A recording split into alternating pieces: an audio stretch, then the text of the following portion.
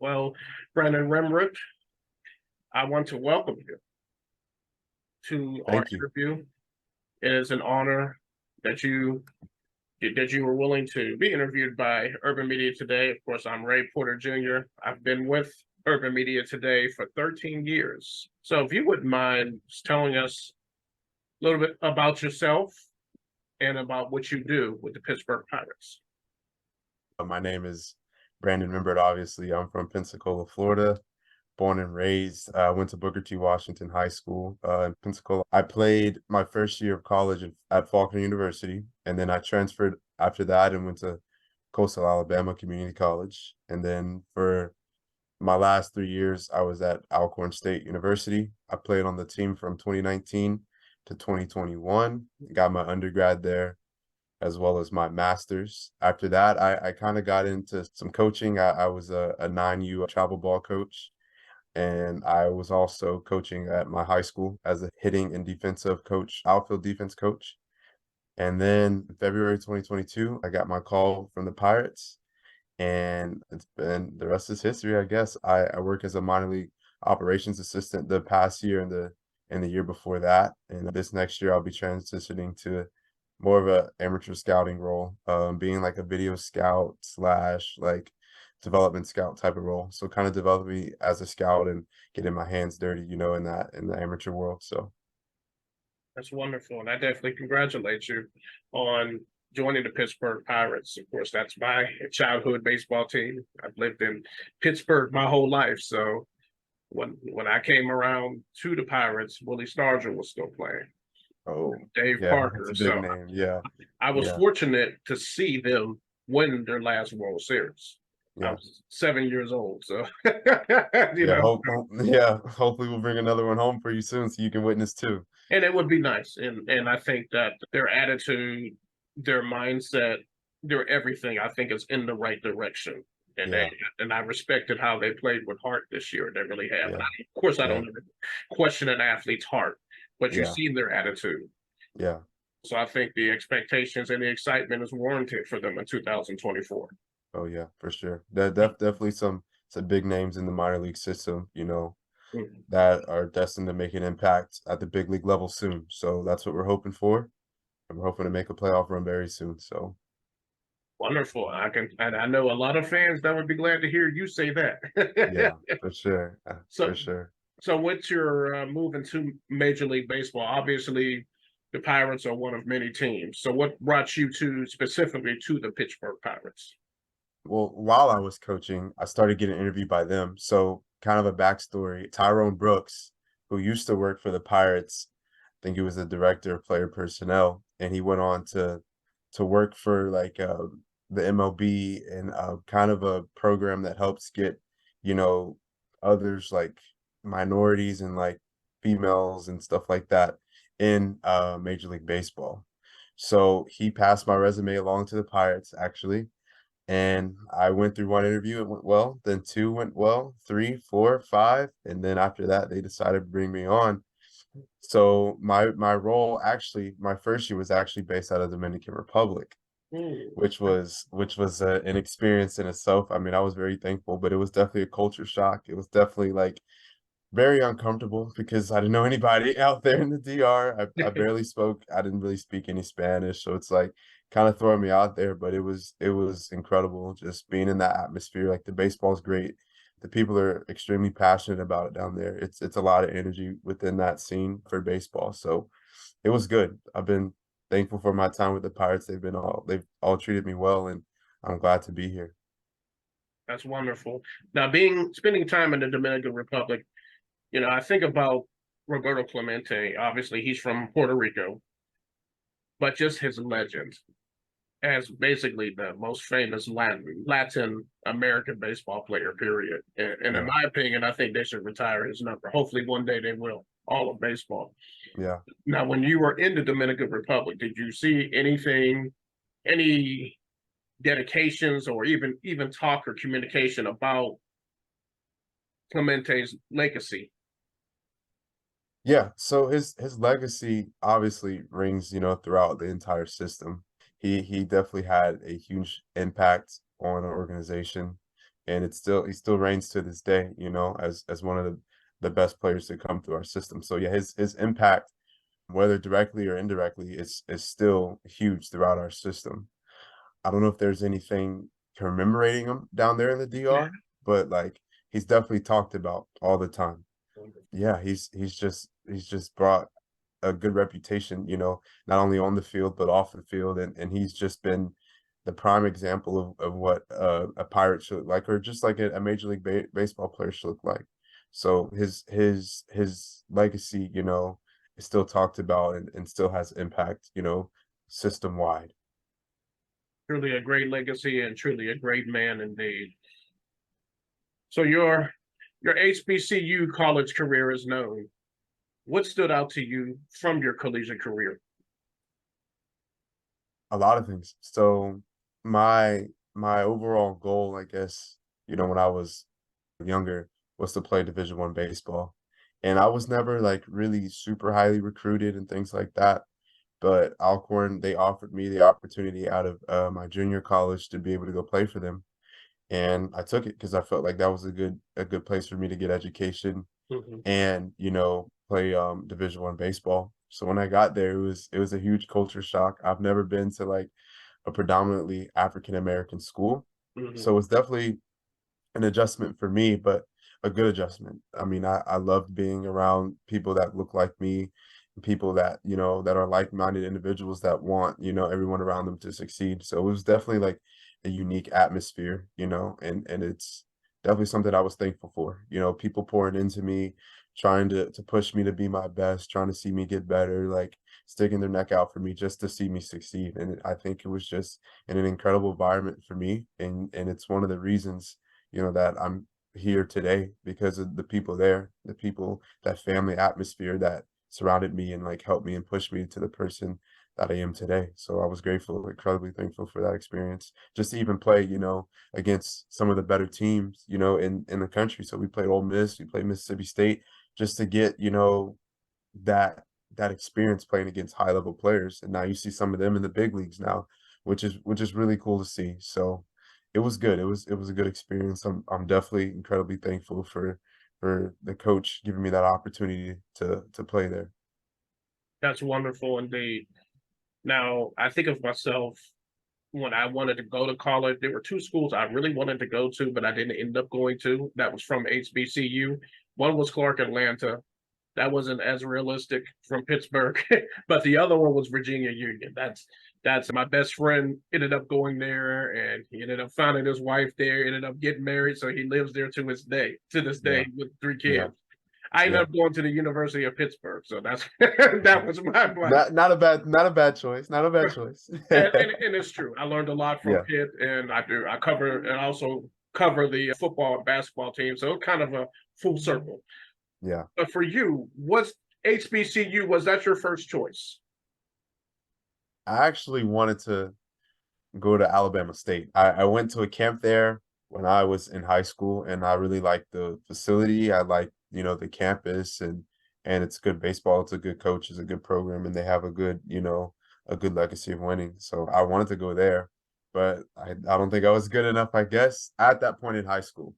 But when I kind of revisited things, like everything was like in place at Alcorn for me to go there, and I think that you know, not every time that I'm denied an opportunity, it's a bad thing. When one door closes, another door opens, and sometimes that's the better opportunity. So yeah, I wanted to go to Alabama State. Really, it was close to home. It's like 2.5 hours, but I'm thankful, And then when I played against Alabama State, I made sure I played well, to let them know what they're missing out on. But it was good. It was Alabama State's a great program, and they always have good players. It's a good head coach over there too. So, but yeah, In your opinion, what is the temperature like with HBCU baseball?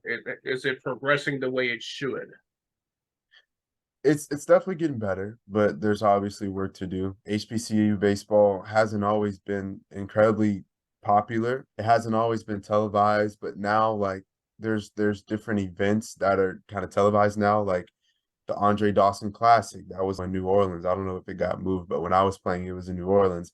you know, that MLB network puts that on, and the HBCU, like the HBCU All-Star Game, the Swingman Classic, what Ken Griffey Jr. is doing now, like having some of the best HBCU, you know, Division I players, you know, in one spot, and it's highlighted and it's televised, and there's scouts there, things like that. I mean, it obviously, you know, there's work to do, but the thing is, like, the players just have to continue to get better. I mean, it's hard to compete with big schools like the SEC that have all this money and these complexes, you know, and HBCUs don't have the same. I mean, it definitely is getting better, but it's hard to compete with an Auburn. It's hard to compete with the University of Florida or Vanderbilt, you know, facility wise. So I feel like when stuff continues to get better with the facilities and things like that, I feel like more people would shift to committing to HBCU schools. But I mean, it's just really hard to compete with SEC schools. But there is definitely talent in HBCU baseball that sometimes gets overlooked because of the competition level. I feel like there were some players that I played against, you know, that should have had a shot, you know, at the draft, or just sign like a free agent contract and things like that. But the talent's definitely there. I mean, I just think the exposure part is in work in progress. It's gotten better, and there's definitely efforts, you know, to continue to grow in that area, but it's still lacking a little bit. So just it takes time. It's going to take time and continue to work. So Wonderful, wonderful. And it's true, like you said, things do take time. Great things take time. yeah, It's never an overnight thing. It yeah, does yeah, take time. You know, and yeah, looking at your responsibilities as the minor league baseball operation assistant, definitely very, very impressive. Very impressive resume. Very impressive job description as well. yeah, You yeah, know, one of the things that stood out to me was it says that you assisted the amateur scouting department at the perfect game in yeah, Jupiter, Florida. And yeah. so was that literally a perfect game or? No, no. So perfect game is a baseball, like I don't know, a baseball company, I would say. So they host tournaments and things like that. And one of the biggest like tournaments of the fall is like the Jupiter Perfect Game tournament. Mhm. So that's where, you know, in amateur scouting, all the scouts are there, seeing some of the best players, you know, in this upcoming class play, because they're all in one spot. And if you look it up, like Perfect Game Jupiter, you'll see like a bunch of golf carts, and Oh, everybody's in golf carts and things like that. I mean, it's a heavily scouted, you know, tournament. It's barely enough walking room. It's pretty hectic, but it's awesome to see, you know. My brother was actually there playing, which was cool to see. He's committed to Auburn okay. University. So it was good to be able to actually watch him and actually scout him, which was pretty cool. But yeah, it's just a big tournament. That's heavily scouted, you know, with some of the top draft prospects for this upcoming year in 2024. That is wonderful, wonderful indeed. And then I see that you've used innovative technology such as TrackMan, Hawkeye, Raspoto to collect data to aid in the development of players within the system. So what is TrackMan and Hawkeye? Yeah, so TrackMan, it's basically a technology system that tracks tons of data. So like it would give you like the velocity and things like that, like exit velocity, as well as like spin rate of pitches, and like how the pitches are moving, the vertical break, the horizontal break, things like that. I mean, it's pretty innovative. It's I wouldn't say it's newer, but it's definitely newer than what it was, I guess, in the 1990s and things like that. It's Mhm. definitely, you know, a forward moving technology piece. Hawkeye is even crazier. So Hawkeye actually tracks like players' movement on the field, Wow. which is absolutely, you know, something you wouldn't see 10 years ago. But yeah, I'm it's sure. yeah, it tracks a lot of things, you know, such as like run speed, you know, aren't like how fast they throw, just movement patterns. I mean, it's pretty incredible to see and to watch. So That's awesome. Amazing. And it's nice to see what they have. I mean, I remember back in the 80s, would always watch Tony Gwynn. He would pop in the VCR tape, VHS tape, and just, practice his swing. yeah, As good as he was for a man that only struck out 16 times in a season, which I still can't believe. And just how You know, we know we're in the age of information now. Look at us. We're on Zoom right now. That's a perfect Yeah, example because yeah, maybe 10 years ago it would have been conference call. yeah, But just how the technology is so advanced that the players can just take advantage of so much, yeah. you know? Yeah, it's incredible, you know, back in the day, none of this existed and players still perform, but now we have so much technology, so much information. Like baseball is an incredibly hard sport to play now because they know everything about you, they know your weaknesses, they know what you're good at, and they're gonna attack those things. And it's crazy just like the game planning that goes into, you know, winning a baseball game now, especially with all this advanced reports and this advanced scouting, the advanced Mhm. technology and things like that. Like baseball's hard. Baseball is an incredibly very hard sport to play now.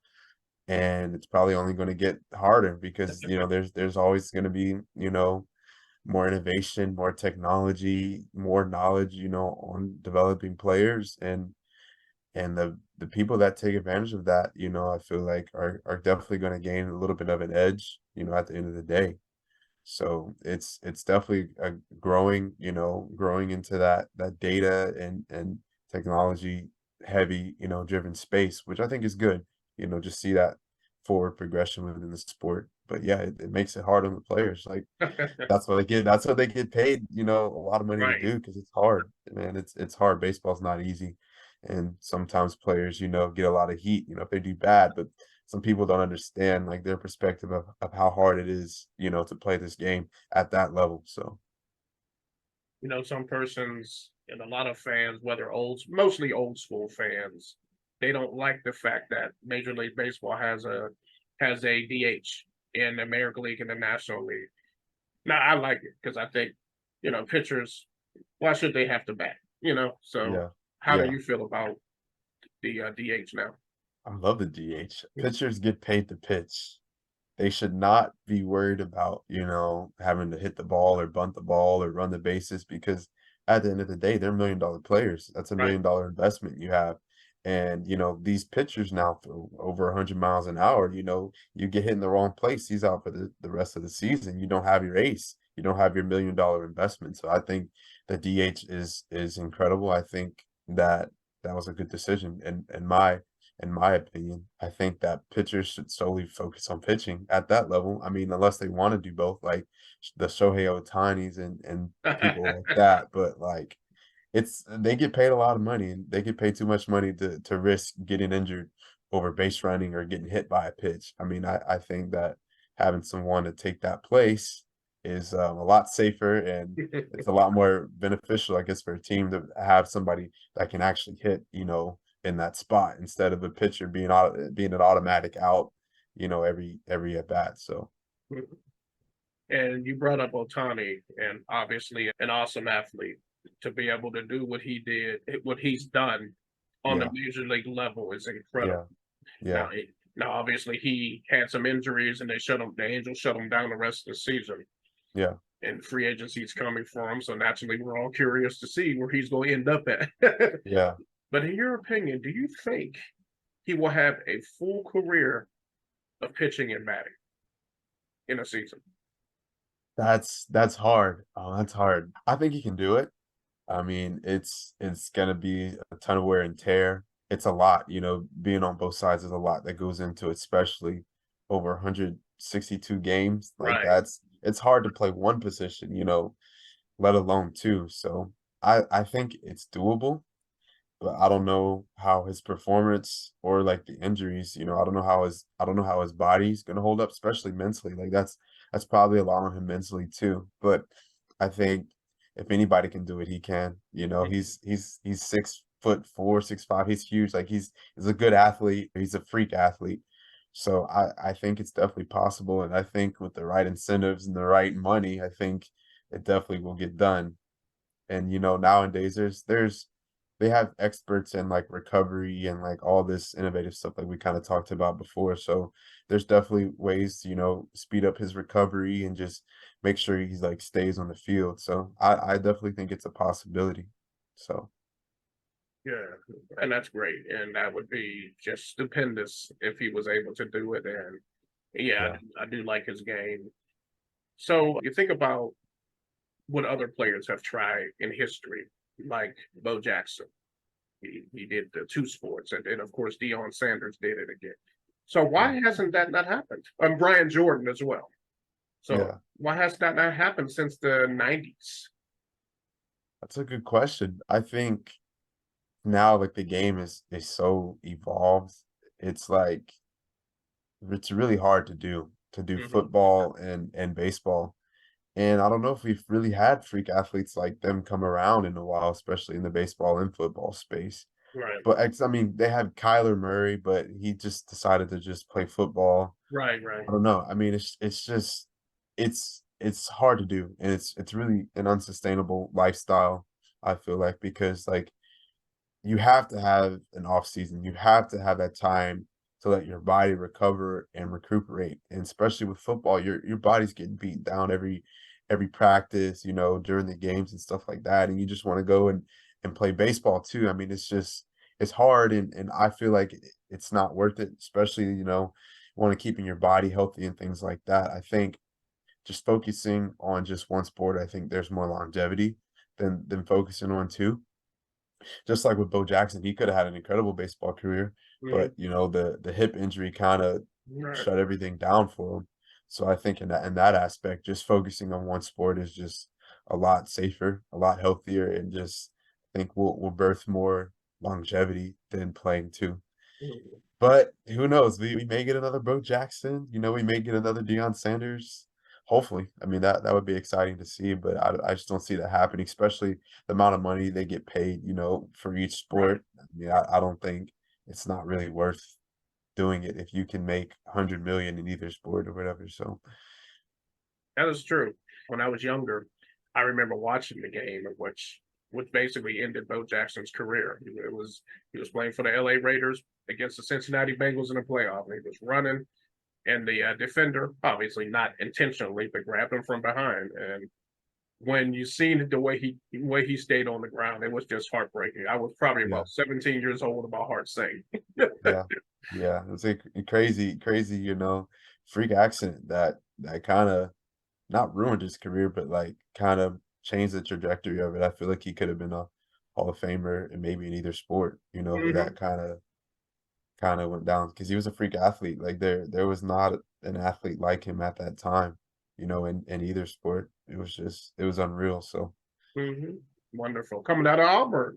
Okay, yeah. Auburn, yeah, coming out of Auburn. Right. And then the next question would be the other athlete that actually tried to switch over from one sport to another. And of course, that was Michael Jordan. What did Yeah. you think about what he did in 1994? It was a good try. I mean, I respect his decision to even, like, try to, you know, to be able to pivot to another sport, but, like, baseball's hard. It's not like something that you can just pick up and just be good at, you know? You have to continually work at it, and he was focused on basketball more so than baseball, so he's missing, like, quality reps, you know, within the minor leagues, and it Hmm. takes time to be able to develop that eye, you know, especially hitting and those skills. Like, it's hard, especially at that level. Like, you're facing the best some of the best talent in the world at that level, and it's hard to just go from, you know, one sport that you've been playing all year and then try to go, you know, to a different sport without having those reps like some of those other guys. I mean, it's incredibly hard to do. I mean, but I respected his decision to do it. I mean, it was very risky, you know, but It was. yeah, at the end of the day, you know, he said he played professional. He could say he played professional sports in two different, you know, in two different sports. So, which Mhm. is good. And you know, Tim Tebow the same. You know, he was a Right. football guy trying to, you know, get back into baseball. He was good at baseball in high school, but just focused on football at Florida. And, you know, he didn't do terrible, you know, as a baseball player. Obviously, those reps are needed. Like skipping baseball for that many, you know, that amount of years, it's like it's hard to do, you know, and just compete at that minor league level. Those players are good, man. Like those players are really, really talented at that minor league level and missing out on those reps, like I kind of said with Michael Jordan, missing out those reps, man. Like it'll show. You know, Mhm. it's baseball's a hard game and those reps, every rep matters. So for him, I think props to him again, you know, for playing in the NFL and trying to play professional baseball. But it's not easy. I mean, hey, it wasn't easy when I played in Pony League, so I can't even imagine the level. Yeah, It yeah, played in majors and minors yeah, and college as well. yeah. Hmm. Absolutely. So the Pittsburgh Pirates actually have a Hall of Fame candidate in manager Jim Leland.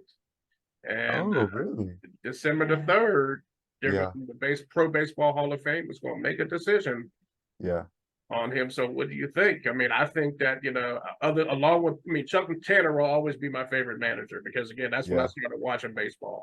But Jim yeah, Leland, definitely. yeah, yeah.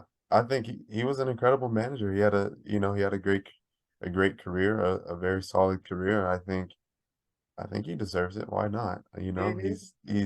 He's done done a good job and had an honorable career. So, the more Pittsburgh Pirates in the Hall of Fame, the better. So I'm for it. Yeah, Me pers- it's I'm time. for it. So yeah, I think the last one technically was Burt Blyleven. Although he yeah, played with several teams, he won his ring, yeah, one of his rings with Pittsburgh. So, yeah, yeah, but I would yeah, love to see it. yeah. I would love to see it too. I think that'll be good for our organization. That would be really good news. So Mhm. You think the Pirates will ever retire Barry Bonds' number 24? I think that's a hard one. I want to say yes, but just the accusations with the steroids and things like that. I don't know what what their where their heads at with that. I mean, I feel like he's had a tremendous career, steroids or not. I mean, it's hard to hit the baseball just in general, steroids or not. And I don't know. I don't know if they will or not. I mean, that's ultimately out of my hands and above me, but I mean, he's had a good career, steroids or not.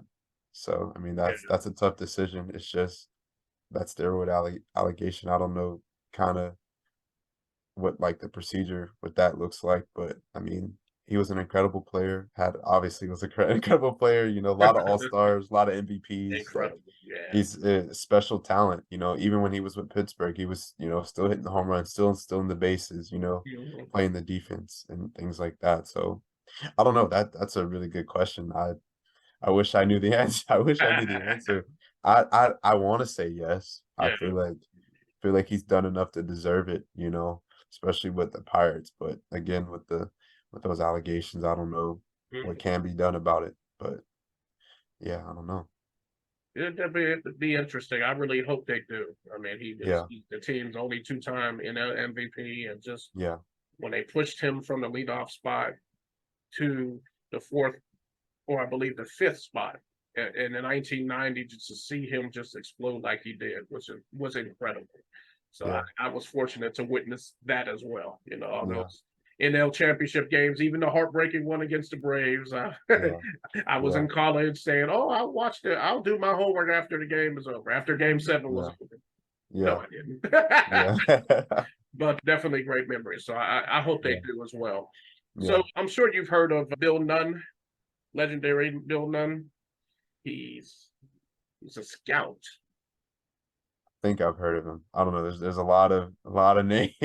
Okay, well, Bill Nunn. the significance about Bill Nunn, he was a Steelers scout. First, he wrote for one of the papers in Pittsburgh and then became a Okay, Steelers scout. And he okay. was responsible for recruiting and alerting the Steelers of the HBCU pipeline, of the athletes, of the talent. Yeah, And he yeah, brought a lot of players, most of yeah, them Hall of Famers, Joe Green, yeah, yeah, Lynn Swan, John Stallworth, all of yeah, them, and Mel Blunt to yeah, Pittsburgh. He was yeah, known for that. And yeah, he's in the Hall of Fame as a result of his work. yeah. Do you see yourself in that role where, because of your HBCU experience and what you've seen as far as what you know about the talent, I mean, you've obviously come from it as well, Yeah. being that type of pipeline to the Pittsburgh Pirates and alerting them of that talent that they Yeah. should consider. Yeah, possibly. I mean, at the end of the day, like as an organization, we want to take the best players. So if HBCUs, if they have those players, then yeah, by all means, I would be wanting to be able to acquire them to help our organization win. But it's just going to depend on the talent and the talent pool. There's definitely talent in HBCUs. I don't know about maybe first or second round, but Mhm. there's definitely some draftable players there. And yeah, I would love to be able to, look at some HBCUs and see what talents they have. But at the end of the day, they just have to have the talent to play at the professional level, and that's what it comes down to.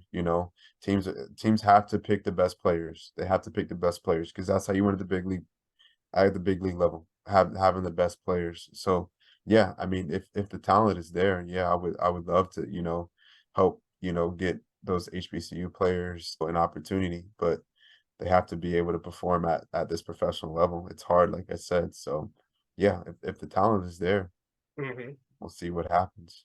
That's great. Wonderful. And finally, tell me about your family. You mentioned your brother who's playing baseball for Auburn. Yeah, so I'm the second oldest of seven actually. My Uh, brother, yeah, yeah, it's a lot of us. I have an older brother and then two younger sisters and three younger brothers. So the one that's committed to Auburn he's in his senior year coming up. So he's excited about going to Auburn. He loves the staff and the people there. Yeah, baseball family, athlete family. My grandmother is a Yankees fan. She watches just about, yeah, I don't know how that happened, but yeah, she's a Yankees fan, watches just about every game. My older brother is too, Yankees fan. So was I think my grandfather was a Yankees fan too. A lot of Yankees fans.